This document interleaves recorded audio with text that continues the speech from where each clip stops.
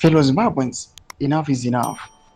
I have watched in utter disgust as Constitution Amendment number 3, this headless Cap 3 madness was rammed through Parliament and signed into law with indecent haste. Sarabina Mashkudanyu Papangwa in Naskoke Mapranga, that was subscribe or like on the bio icon.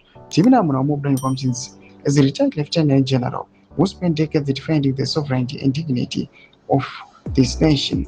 I cannot remain silent while a handful of desperate men dismantle the very foundations of the revolution we played for. This is not reform, this is madness. It is a blatant vulgar assault on the principle of one man, one vote, the crowning achievement of our liberation struggle. We did not wage war, endure imprisonment, and spill blood so that Zimbabweans could vote only for their choice to be later nullified by backroom constitutional gymnastics. Yet that is exactly what Cap 3 does. It concentrates power in one office, weakens checks and balances, it turns parliament into a rubber stamp. This is not strengthening the revolution, it is burying it. Let us call this abomination by its true name, a constitutional coup.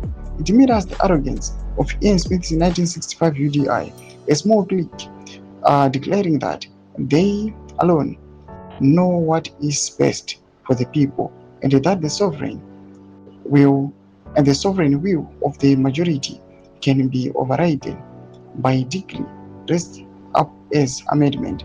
The only difference is the color of the hands doing it. The spirit is the same, power above the people.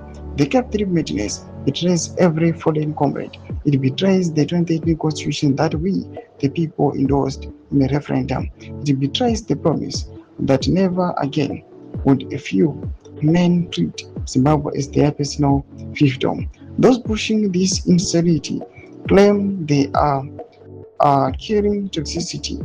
In truth, they are injecting a more deadly prison, the prison of dictatorship disguised as legality. I want the architects of this madness is to judge you harshly. We have taken the Revolutionary Party and turned it into a vehicle for personal survival and perpetual rule. We have insulted the intelligence of the ordinary Zimbabwe who queues to vote, expecting his voice to matter. One man, one vote is not a slogan. It is a non-negotiable gain of the armed struggle.